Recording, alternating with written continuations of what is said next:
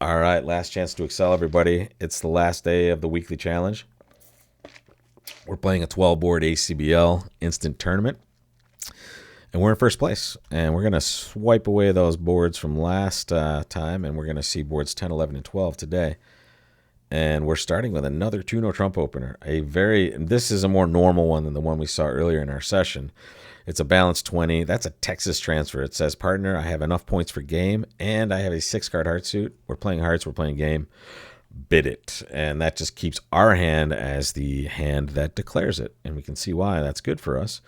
All these points stay hidden from the opponents. They don't know where all our points are. They know we have a lot of them, but they don't know exactly where they all are. We do not have losers outside of the trump suit now, folks. Notice, we have no diamond losers, we have no club losers, and we should never, ever lose a spade because we have ace-king, and the dummy only has 2. So here we're going to make a nice little safety play if we don't see an honor.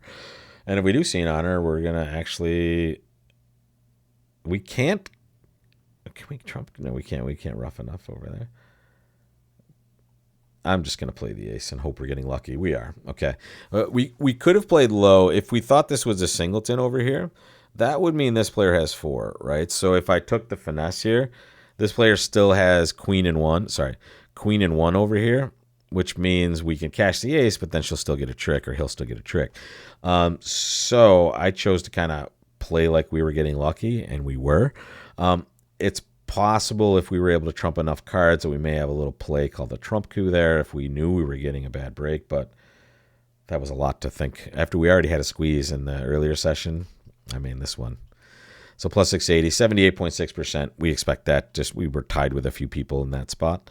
Next case, that's one of the worst hands we've seen all day, and it's still pretty good. Nice 1 club opening bid with 12 points. A club of diamond double. This is a special circumstance with that negative double.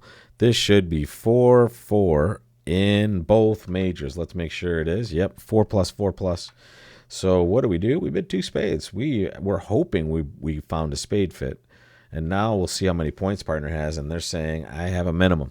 Right? So opponents really liking bidding diamonds here. I think that means partner is likely short in diamonds, so I'm willing to bid more spades. The robot's not going to get these situations right as often as a human is, so I'm willing to take the gamble here. And with my heart shortness, I was hoping to pair it with their diamond shortness. However, if the ace of diamonds is on side, it's just as good over there. The one card they do have that's pretty spectacular is the queen of clubs. And here we're just kind of taking some insurance there, getting rid of one of those cards. It seems like if we're getting a bad spade break, it's the player that might be trying to get a club ruff. Is this happening again? Diamond double 2 clubs. I mean, are they really going to compete to the 3 level with 4 spades in this situation to my right? I think we're getting lucky again.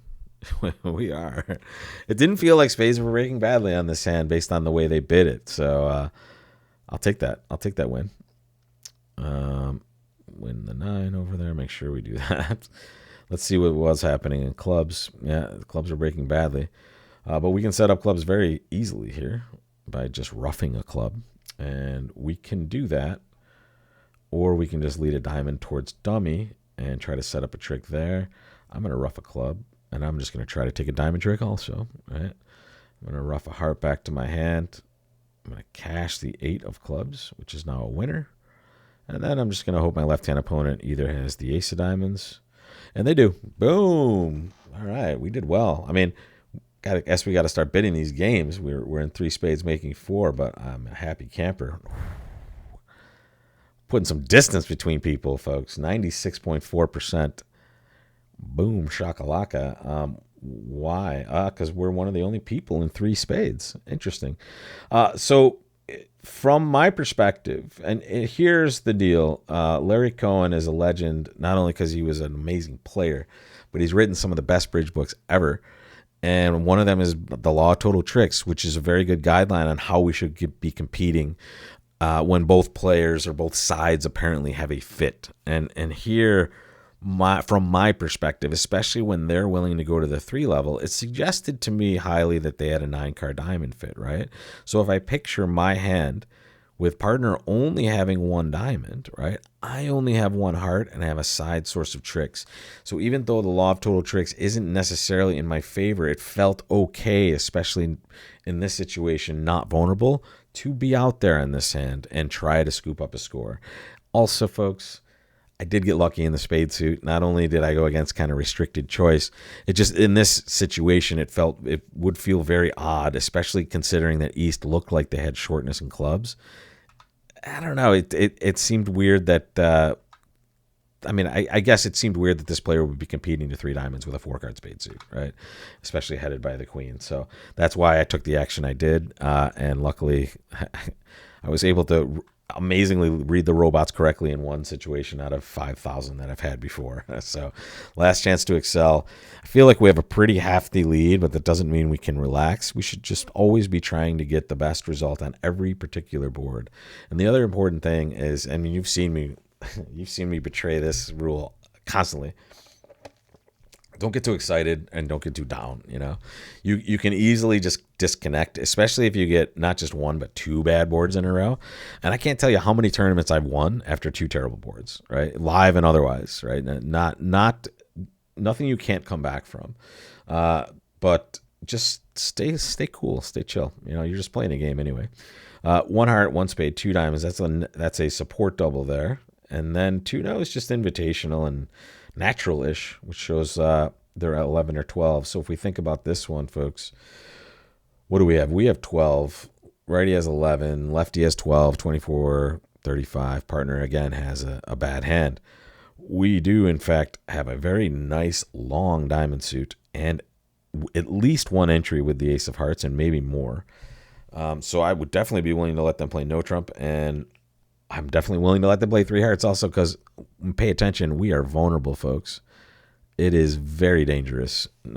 It's very dangerous for our side on these situations, especially considering the fact that the opponents are not willing to play a game.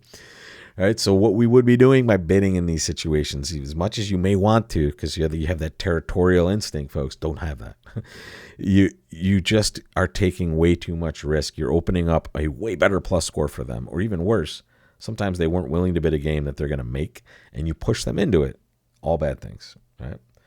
Amazing that partner actually has the jack of diamonds. No trump would have been a disaster for the opponents. And I guess it would only have been a disaster if we let a low diamond. So, and partner had more than 1. Oh, easy to play a low hard here. The declare guessed correctly. They have king jack 7th on the left there. At this point, are we in a hurry? We probably are. We happen to know the club finesse is winning. And we also happen to know our jack of clubs is falling doubleton. Now, they could be taking a deep finesse in clubs. They have 3 spades on my left. So partner has 4 of them. Oh, whatever. Let's give something a roll here. I don't love that they played the 9 of spades there. That seems weird. Again, I didn't need to give my partner a rough because I know the way the hearts split out, that declarer just has 7 of them. And let's just count declarer's hand. They started with 7 hearts. That's all we know so far. We know they have at least 1 diamond. I'm certainly not going to pitch. Well, I could just get end played here, but I'm not going to pitch a club. I'm not going to let them know anything. They have the king of clubs. No, it didn't matter if we pitched a club or not. They just have everything. Good luck. Amazing. All right.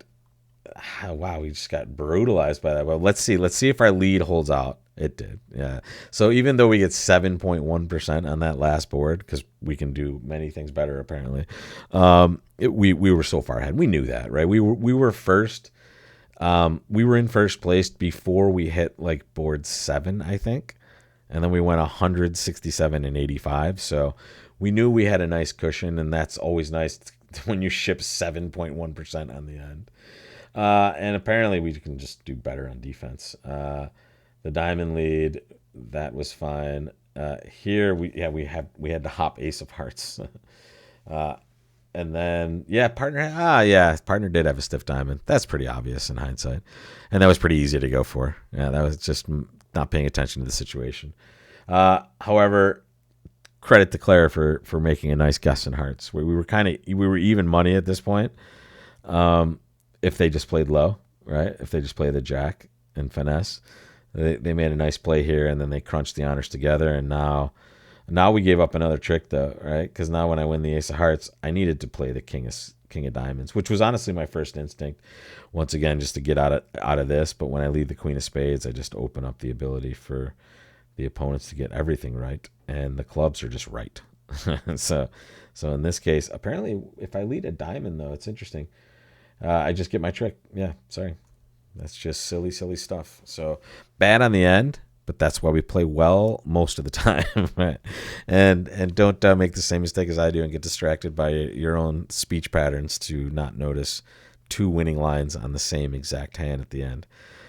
Terrible to end on, but I guess I'll pay that price for a nice hefty victory. We were clear by about almost 4%, which is nice. It's a good clearance, and we could intuit that, especially with our boards right here. But it's nice to see in like a good tournament. Those ACBL tournaments, it's a win-lose for players like myself and players that even better like Gavin and some of those top pros, because you just get more boards, right? So the more chances you have against a field, if you feel like you're one of the better players in the event, you want to play the most amount of boards, right? So, and that's why those U.S. team trials that you've seen on this channel and the World Championships, that's why they play so many boards, right? They want to get a true test of who is actually the best team, or who's playing the best, at least at that moment.